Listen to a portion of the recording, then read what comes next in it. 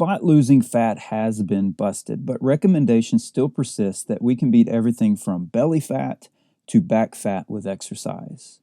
Now we can possibly beat bone fat with exercise. So wait, our bones can be fat?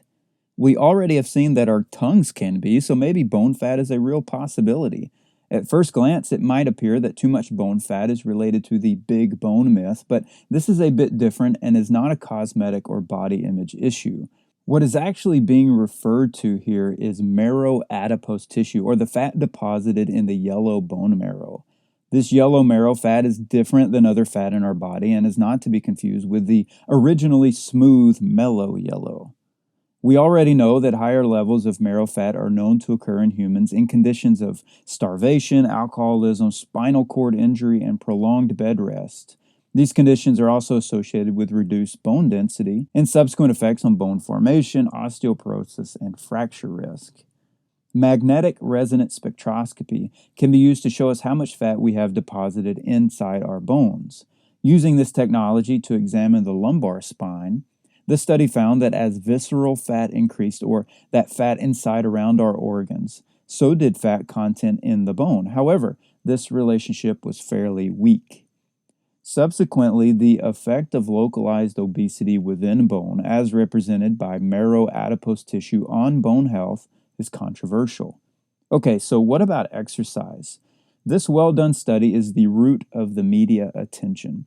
After a 3-month dietary lead-in, 16-week-old mice did an exercise intervention of running for 6 weeks.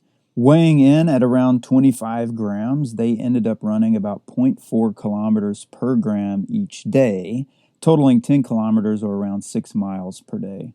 For a 150-pound human, that would be nearly 17,000 miles per day. The mice were assigned to one of 4 groups: sedentary mice fed with a low-fat diet, exercising mice fed with a low-fat diet, sedentary mice fed with a high-fat diet, and then exercising mice fed with that same high-fat diet. As you would imagine, the sedentary mice fed with the high-fat diet gained the most fat in the 6 weeks, about 14% more than the low-fat diet. The 2 exercise groups stayed the leanest. As shown in these scans of their femur bones, the 2 exercise groups had less fat, as illustrated by less blue and purple coloration.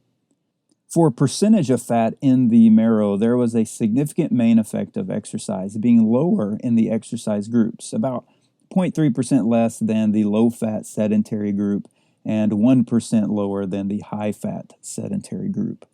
The authors conclude that exercise appears to drive a more organized form of bone remodeling as a strategic means to accommodate the changes brought on by obesity.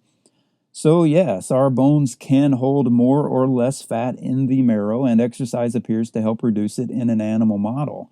However, it took a lot of exercise. By body weight, the equivalent of a human running from New York to Los Angeles 6 times per day for 6 weeks.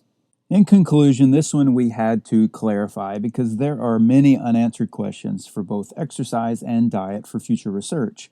The good thing is that it can bring about more attention to the importance of maintaining our bone health.